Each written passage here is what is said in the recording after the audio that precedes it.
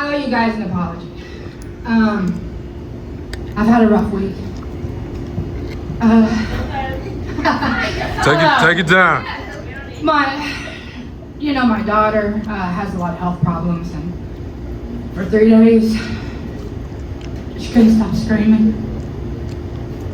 And 9 hours in the ER later, she's fine. No, she's not fine. You just don't know what's wrong with her. Of course, the paper, which I'm very proud of, and I hope you all check out Bazooka Reloaded. It was due out this Friday, but my layout editor had a medical issue, so it's going to be late. And then, after going to a specialized optometrist today, so my daughter could have her eyes dilated and they can look inside her eyes to see if she had a tumor. I managed to make it home to find an eviction notice on my door. Oh. And I live in government housing. I'm on disability. If you have an eviction notice, you cannot get housing anywhere else. So, I didn't write a song. I didn't write a poem. But I am going to share a story with you guys. And, trigger warning, it's not a pretty story. And as much as I wanted to stay home and lay on that couch tonight and watch Game of Thrones with my kiddo, I knew I needed to be here tonight.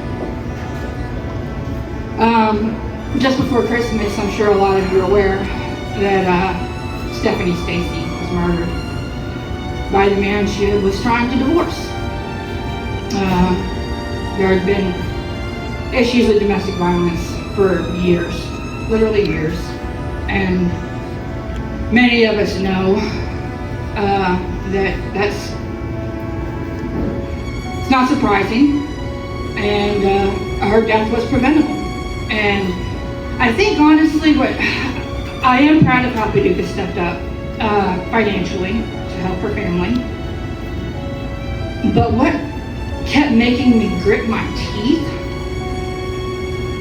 was how much pearl clutching and, oh my God, I had no idea this was such a problem. And Kentucky is consistently one of the 1 or 2 worst states in the nation for domestic violence. We just don't talk about it. And honestly, it's scary to talk about it because there are repercussions. But I'm going to talk about it tonight.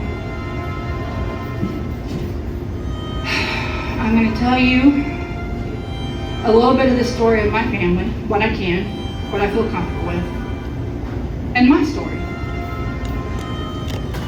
So my grandmother, Sharon,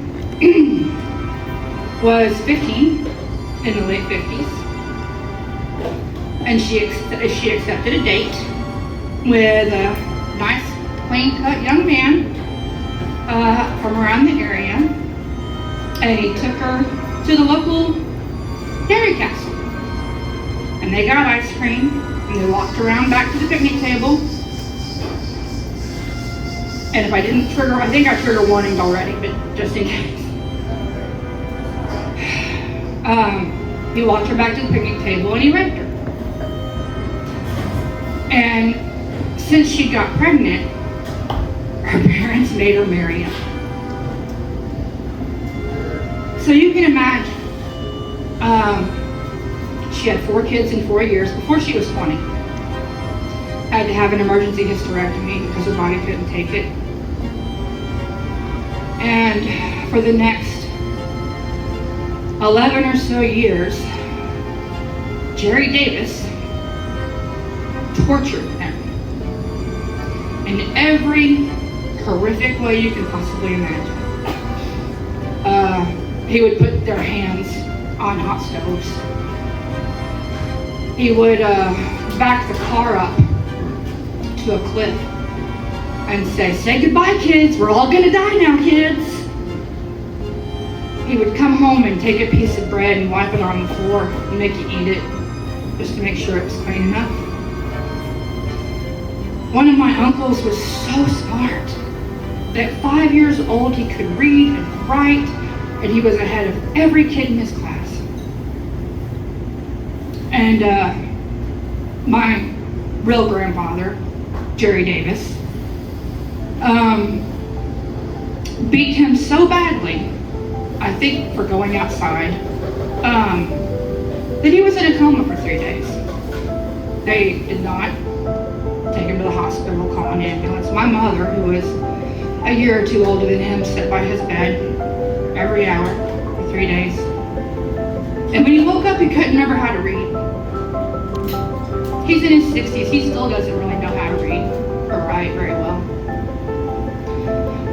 And he broke pretty much every bone in my grandmother's body. At one point, he had beaten her so badly, she couldn't stand. And she was laying on the couch, or she was laying in front of the couch. And my uncle, my mom, and her 2 little brothers, my other uncles, were sitting on the couch, probably 9, 8, 7, 6. And he got out the shotgun, and he put it in her bloody, broken tooth mouth. And he said, "Okay, kids, say goodbye to mommy now, kids." He didn't blow her head off. But there was a time when my mother and her older brother, about 8, 9 years old, had gone to the kitchen and hid one time when he was beating her. And they had gotten the knives out, and they were trying to figure out if they could kill him before he killed them. And at one point, my grandmother, and I hate her for it, but I understand, she left.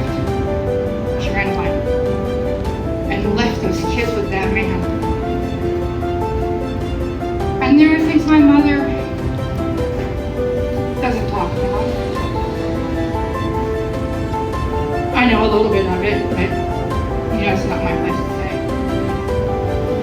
Thankfully, when my mom was about 11 or 12 years old, God sent them an angel in Jerry Wallace, oddly enough. Even though he was younger than her and came from a very conservative family, and this was the 70s, and she was a divorced single mother of 4 kids, he married her against his family's wishes, and he was a wonderful man. And if it weren't for him, I don't know, they probably all would have been dead. And Jerry Davis went on to abuse, marry, child, several more children, who knows. And he died last year. And my mother, who has severe dementia, can't hardly remember who we are half the time. I was so excited to tell her that Jerry Davis had finally died. And she looked at me and she said, "Good, I want to go piss on his grave." And I was like, well, she remembered that. And I think it's common knowledge, and a lot of us have lived it, abuse is generational. And if you're lucky, each generation tries to do better than the one before it, So, I don't feel really comfortable going into my childhood, but I've been through it, But I do feel okay to share my personal experience, one of them, with domestic violence. I met my future husband at Jeremiah's. I was cocktailing there, and let's be honest, we were both drunk. I mean, even though I was serving, it's hard to work with drunks and not be drunk. So, but I grabbed him by his shirt collar and I said, "You're going home with me tonight." And I told him it was a one-night stand. And I wouldn't give him my number or anything. Then the next morning, we were at some party at some house in somebody's bed. I don't even remember who it was. But he woke up and he started getting his boots on and Eeyoring all around. And I said, oh hell, get back in here and curl up next to my big old butt. And that's how it started. And they were good times. They were very good times. And he gave me my beautiful smile. And I remember one time we were down in Florida, outside of St. Petersburg, and he was singing to me. The windows were down, and he was singing The Cure's Just Like Heaven. Show me, show me, show me how you do that trick. And when he was done, the trucker in the truck next to us applauded. He clapped and laughed, and it was very joyous. There were very good moments. But shortly after my son was born, I mean, there'd always been red flags. He never was really a good guy. But shortly after my son was born, he got much worse. He was a gambling addict and a drug addict. I was a drug addict too. And I tried to, and I've told this story before that I'm fixing to tell you, but the part that I don't tell, hardly ever, is that I had tried to leave him a year before the experience I'm about to tell you. But he blackmailed me because we had been doing illegal things to support our family. And he said, if you try to leave me, I'll go to the cops and they'll take Jack and you'll never see him again. So I stayed and put up with everything, did everything he wanted. It still wasn't enough. So, he was diagnosed schizophrenic and probably a few other things. And his doctors had decided to take him off his meds cold turkey, like 6 antipsychotics. They took him off cold turkey. We lived in a little trailer out in Burna, Kentucky.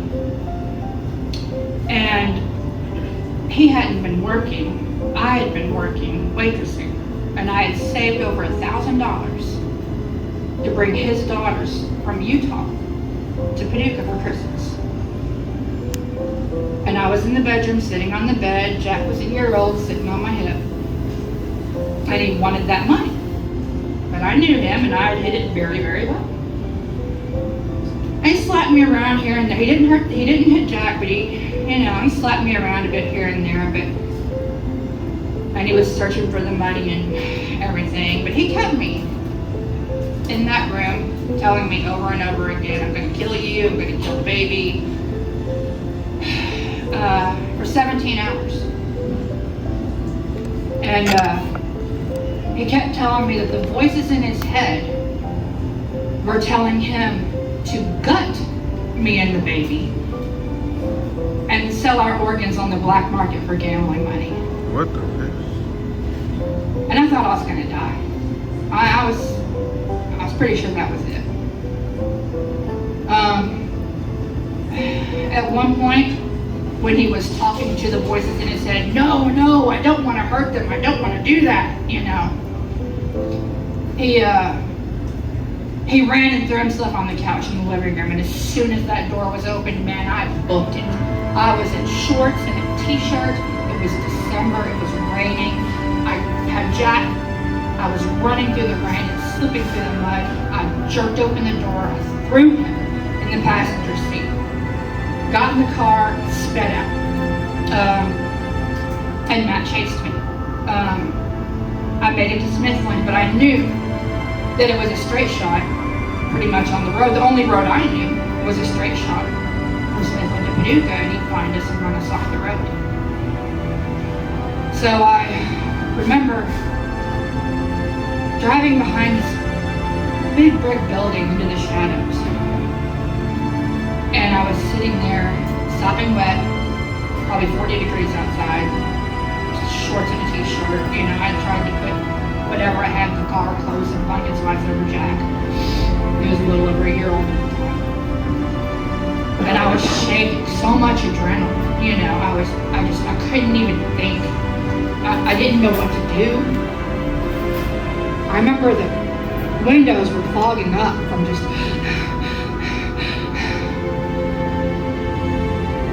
and I waited there till dawn. I could see his van driving around, but he couldn't see me in the shadows. And when dawn came, I drove to Paducah. I drove to my mom's house. I hadn't told her what was going on because I was ashamed and embarrassed. But I told her what had been happening. And first thing she said was, "Fuck him, I got a gun, I got a shovel, he'll end up in LBL and nobody's gonna find his ass." And I said, "You don't understand, he's gonna get me arrested, he's gonna get Jack taken away." She said, "Number one, if he tells on you, he's telling on himself and he will get arrested too." I said, "You don't understand, Mom. He doesn't care if it hurts him. If he can hurt me, he will hurt us all, and himself he does not care." And that's the truth with a lot of these situations. But she said, "I don't care, I'll do whatever I have to do, I'll get you the best lawyer, he ain't taking shit." So I got away. But one of the points I want to make, probably the most important point I want to make, is the only reason I could mention those two men's names is because they're now dead. I have had many, many other traumatic and horrific things happen to me. But honestly, I'm still scared. And that's why women don't speak out. So, we need to make it safer.